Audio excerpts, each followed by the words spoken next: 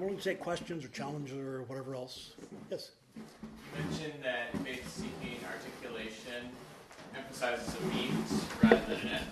I'm curious to hear why you think boundaries is different, because to me, the boundaries of the creeds are means, and the end is fundamentally like deification or experience of God. Yeah. What I had in mind with articulation, actually that was suggested to me by somebody who was taught Latin at Redeemer, whose Latin is much richer than mine. As I thought about it, what hit me about articulation is that it focuses on the terms, which is fine. But the terms were used to help defend against misunderstanding, and to try to offer a way of expressing what the apostles had urged in a way that would be less likely to be misunderstood. But I think, as I understand at least what the history of Christian doctrine and the study of it has been among these Orthodox scholars whose works I've had access, while they're glad to use the terms, what they're after is protecting. And so that the boundaries that would say, don't go here, but this is where we worship. Boundary is... I think boundaries is also good because, in a certain sense, a boundary keeps you from falling into an abyss. It's like the fences they put along the Niagara Escarpment. So faith-seeking, where do we set up these boundaries, and how do we set them up appropriately? So that's the fixed or marked boundary. It appealed to me. Maybe if some of you think the articulation is better, that's fine. It strikes me as better getting at what I've observed in Schmemann and Lauth and Meyendorf and Baer, whose works I've looked at. Good question. I was just going to say that it seemed like the problem with articulation was the focusing on the means rather than like the telos, and that boundary, it seems, is just as equally focusing on the means. In the sense, if you have a road, you have boundaries to keep you from falling off. But the purpose of the road is ultimately to get you somewhere. Yeah. And I just wonder if it's, in my experience of Orthodoxy, faith is ultimately seeking an experience of Christ. It's not so much that the boundaries is what you're seeking. Those are what can get you there. But I just wondered. Yeah, no, that's an excellent idea. Faith seeking. Think about that further. Yeah, like deification. The deification. Yeah, I've been wrestling with the ways in which the arguments had gone and what they've thought through. But certainly deification, the experience of God, which is what, of course, negative theology calls us to as well. Is always lie behind this or beyond it. So, yeah, that would be something good to pursue further. Thank you. Excellent idea. Yeah. According to Vladimir Lossky, on page 8 on the mystical theology of the Eastern Church, the Orthodox tradition makes no distinction between theology and mysticism. So can I add two words in your definition? Okay. Faith and mysticism, seeking boundaries. Okay. Can I do it? Perhaps. Go ahead. I don't own this phrase. I'm just suggesting it. But for me, as I've studied Orthodoxy, mystery is simply a part of the faith in a more intense way than it is in Western Christianity. I'm a Western Christian. We read devotional literature and mystical, but it's not as obvious the place to which we turn as theologians as it is in Eastern Christianity, as I've read it and studied and experienced it. Yeah. I'm glad you mentioned apophatic theology, because in many ways Eastern Christians are lucky. We've got this get out of jail card. We don't know something, we just say apophatic theology. It's a mystery. That becomes itself a boundary.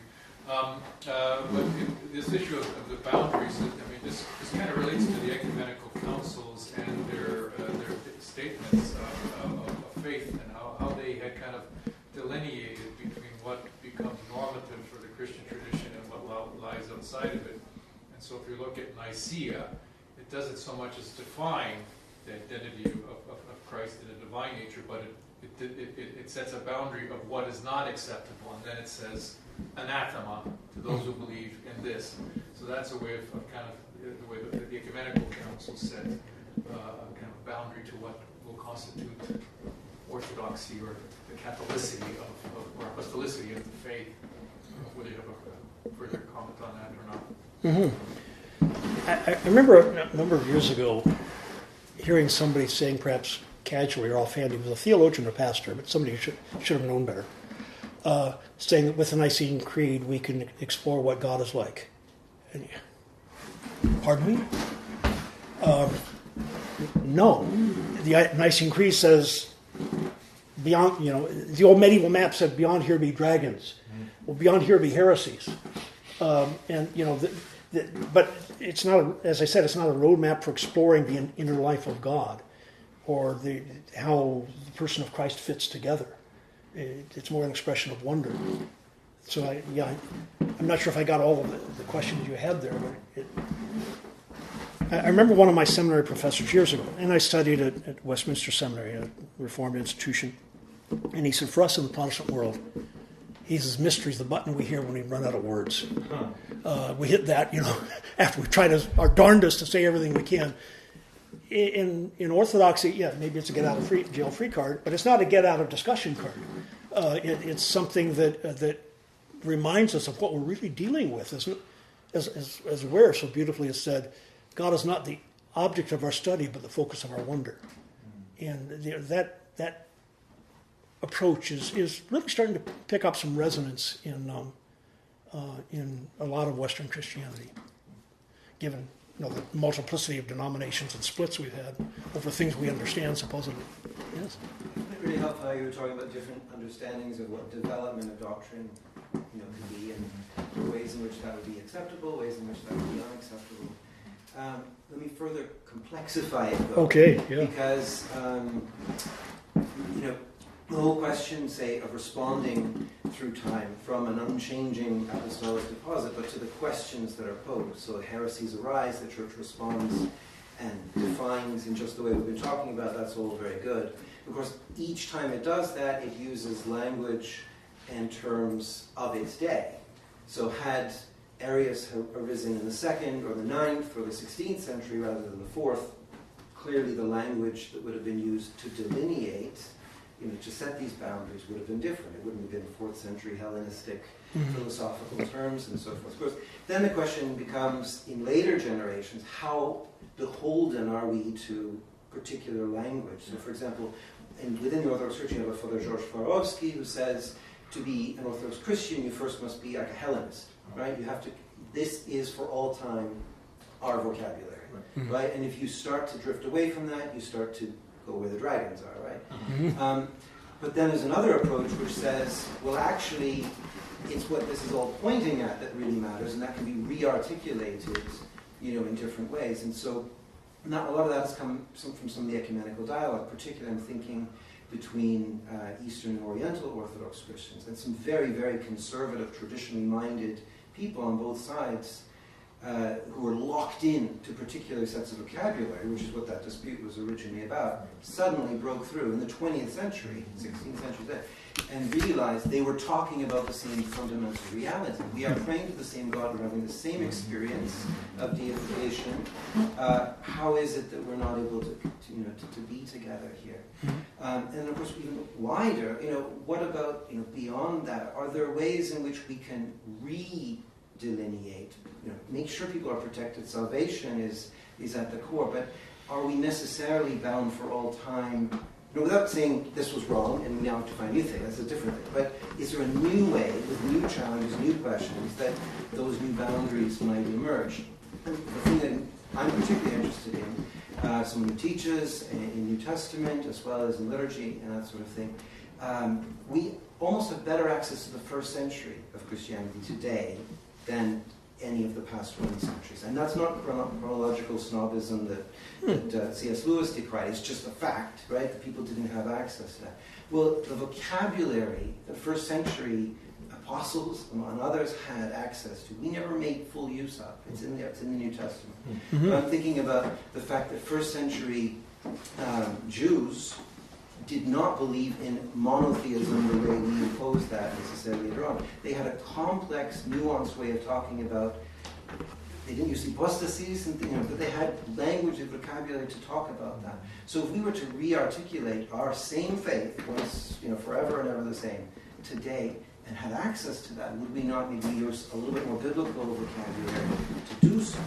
And someone like a Tom Wright, who has explored Trinitarian, Christological theology and so forth, but used biblical language to do so. All the while saying, I confess the Nicene faith. Well, that's a given.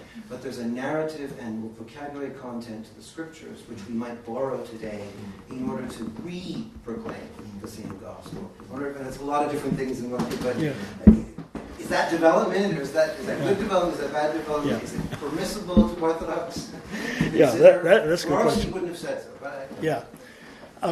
I think their development is a multi-nuanced term beyond what I've been able to articulate in here. And even among, let's say, Protestants who talk about the development of doctrine, many of them want to say there's nothing new, even if they're talking about improvements. You know, how that would all work out, I'm not sure.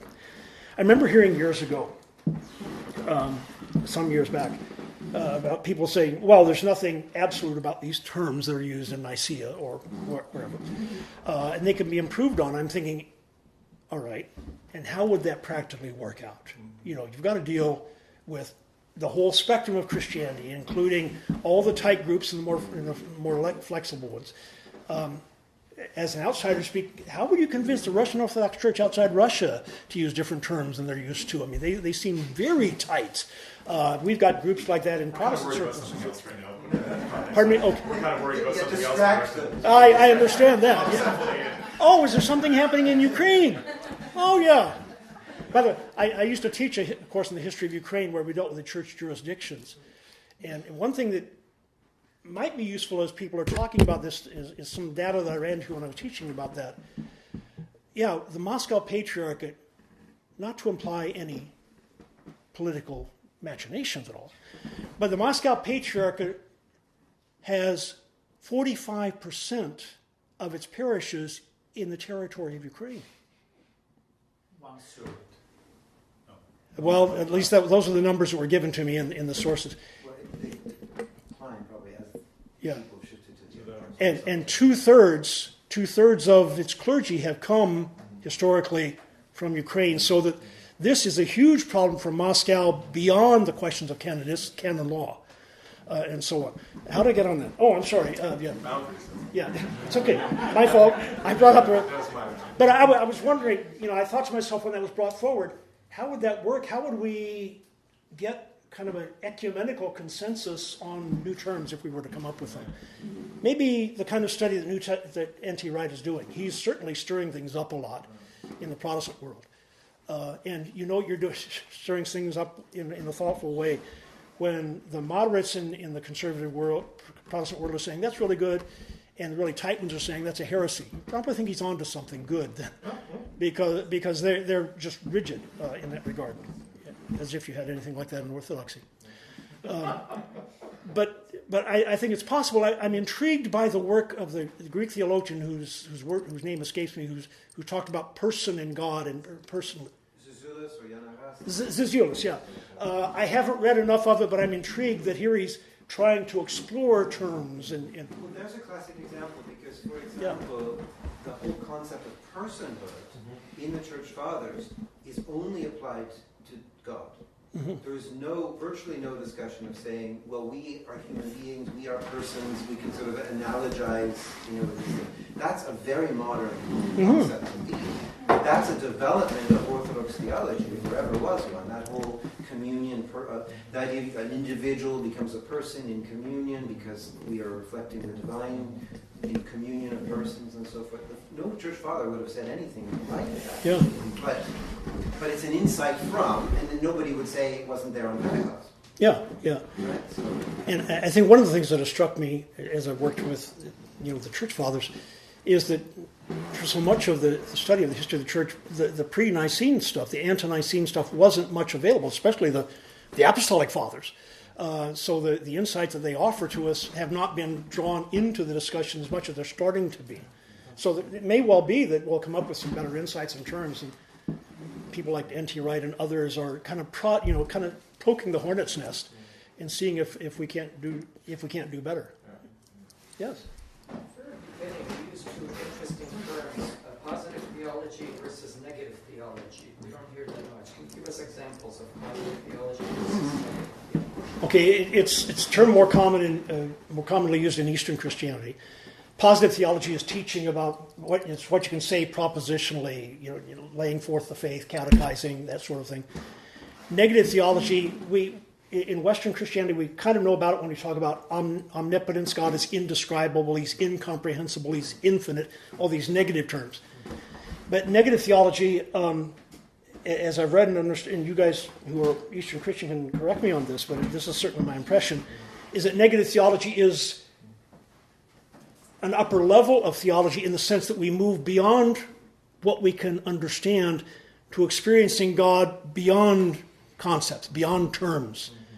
And this can get very elaborate. Gregory Palamas talks about in terms that go super, something or other and go beyond. But it's an invitation to wonder, to experience of God that is not comprehensible.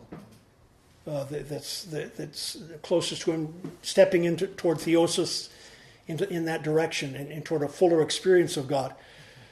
Let me use an example that I've used sometimes in my classes. It's not exactly positive and negative theology, but the most common picture in the Old Testament and the New Testament alike for God's relationship to his people is that of a husband and wife. And as I used to say to my students, if you can explain your relationship to your wife, you don't have a good one. It goes above that personal thing. It goes above and beyond what you can rationally lay out. And negative theology or apophatic theology ends up saying that we can't describe it, but we can experience closeness to God, fellowship with him, growth in him, the blinding light of his presence. I think all of that is helpful, but it doesn't make it clear in that sense. It's written about in books like Gregory Niss's Life of Moses and Gregory Palamas. All of his writings are about that, but several other church fathers and leaders as well. So, but it's an intriguing topic. I dealt with it in the book on Life in the Christian East in a way that tried to make it accessible to Western Christian readers too. So that may be of help. Maybe one more question. I have a comment. It's not a question, maybe, because I think that we must avoid such binary oppositions, West and East here, because I can agree with you that Orthodoxy is a seeking of experience of God, but Catholicism is also a seeking of experience of God. Because we have a very huge, very deep mystical tradition in the East and in the West.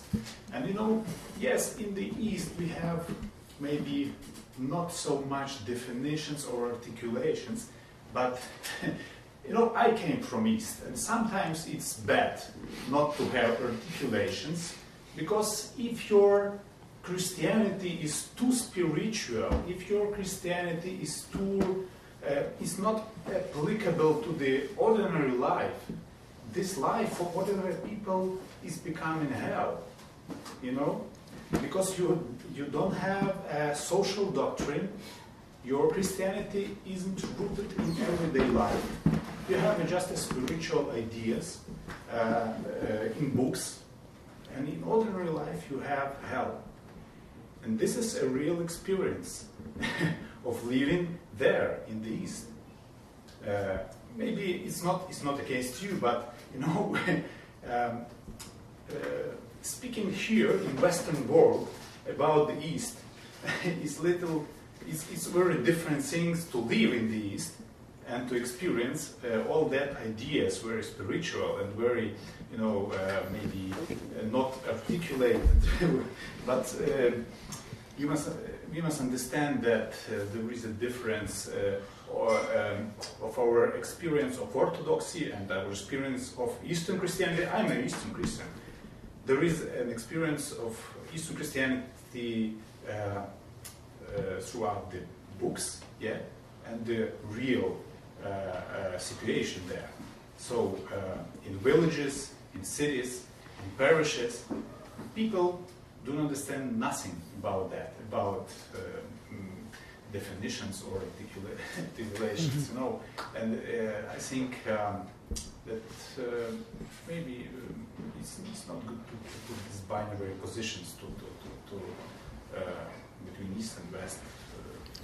Yeah, and I don't want to make it an absolute, but there's a recognizable difference in emphasis in the two ways. And they were split historically already by the 4th century, dramatically during what the West calls the Middle Ages, and developed in their own ways. And what they have come to different ways of packaging the faith, understanding the faith, articulating it. Sometimes a lot of cross-fertilization, but over the course of centuries, these differences developed, such that they've developed between Eastern Orthodox and Oriental Orthodox over the course of 15 centuries. Lots of things have happened that have made it difficult to understand each other fully, and yet you can kind of recognize the commonality.